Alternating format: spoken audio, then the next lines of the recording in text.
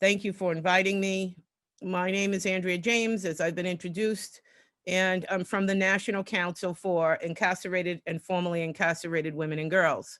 We are all directly affected women and girls, LGBTQ plus people, and we are fighting on behalf of to end the incarceration of women and girls.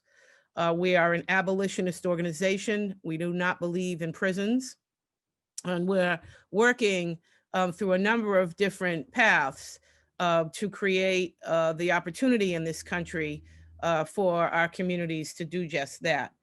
As a historical piece, I was a criminal defense lawyer who was sentenced to serve a 2-year federal prison sentence for wire fraud.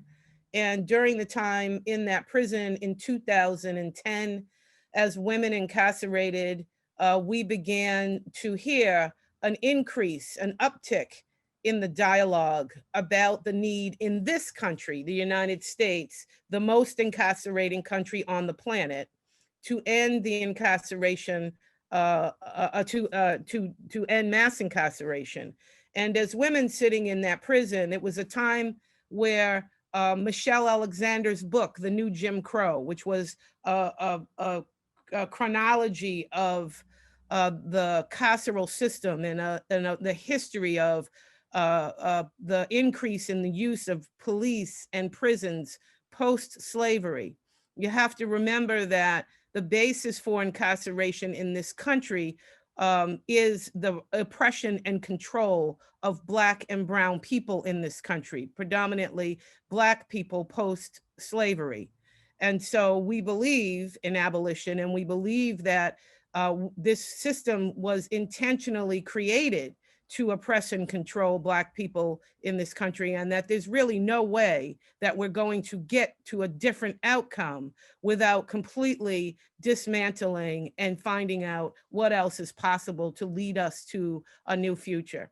And so as women crammed into a federal prison in 2010, we began to organize ourselves. We began to have conversations about the fact that we heard a lot of experts talking about us, from lawyers to academia to professionals in the criminal justice reform space.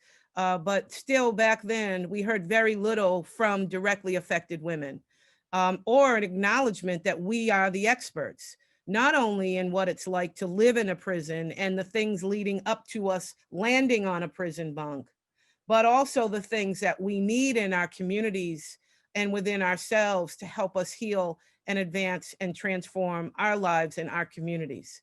And so we began to organize ourselves. And now, all these years later, after numerous listening tours and traveling around the country and centering the voices and ideas of incarcerated and formerly incarcerated women and girls and LGBTQ plus, we've come out with our 3 pillars of how we advance our work. And that the first pillar is through policy. We work to dismantle harmful things such as the 1994 Crime Act, which caused and continues to cause considerable harm and led us to become the most incarcerated country, and also with a disproportionate number of people of color, predominantly African Americans, Black people incarcerated in prisons. We work on repealing and replacing state, federal, local drug laws, of course. We work to advance information about policies that can stop the flow of women in particular into prisons, such as our primary caretaker legislation. And of course, we've been fighting and always have fought. We drafted the Dignity for Incarcerated Women Act. We did that with women inside of prison. Every project we work on includes the people who are directly affected by incarceration at the moment.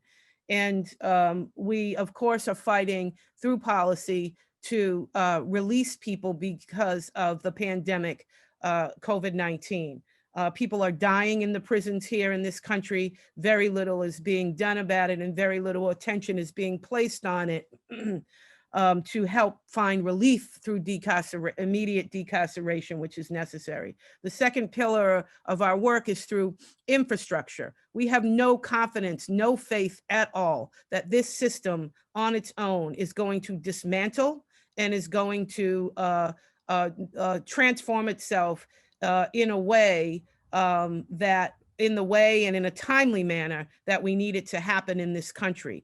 And so we have created an infrastructure of hyper local organizing to create and increase community self-governance. This is literally using some basic building blocks of participatory defense, participatory budgeting, economic development, study and training sessions, and transformative justice as the infrastructure building blocks in hyper-local communities led by formerly incarcerated women in those communities and other people who are directly affected.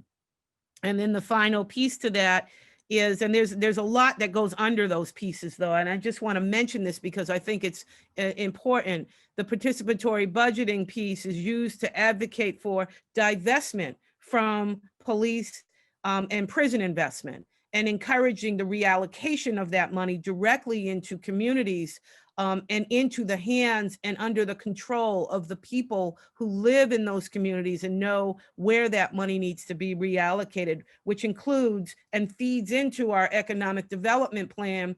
We as incarcerated and formerly incarcerated people were always the last hired and the first fired. And particularly now that COVID-19 has had a devastating impact on incarcerated and formerly incarcerated people in this country, we are now helping to establish a cooperative business development fund to help formerly incarcerated people to start their own businesses as a result of there not being any jobs available in this country at the moment and going forward, we think, for many years. We're also looking at, under economic development, the distributive politics models that are coming out, many of them in Southern African countries and other places that are beginning to think about what is the right to share just because we are citizens, the right to access to unconditional cash transfers.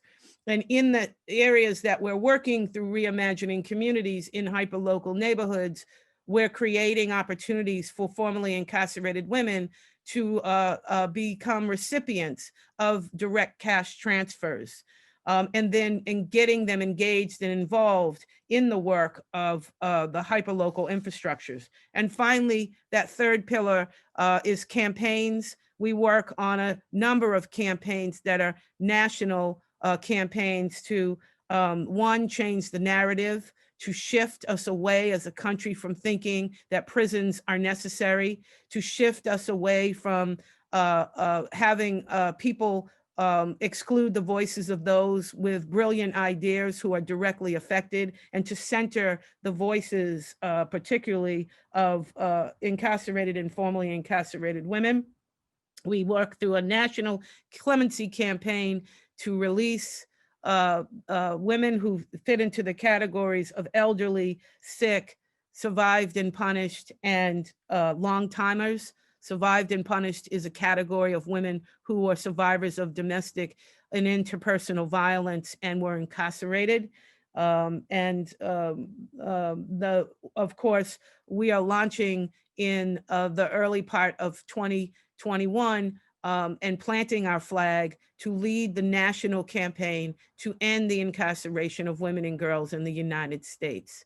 And so from those three policy, infrastructure, hyperlocal infrastructure, and campaigns, we are waging our war against prisons. We believe there is absolutely no legitimacy to the current criminal legal system in this country. It is based on origins of intentional racism and oppression and control. We know that unless and until we move to a model of community people-led processes and self-governance, regardless of whether this system stays intact or not, we will build an alternate system in this country to address the needs of our people.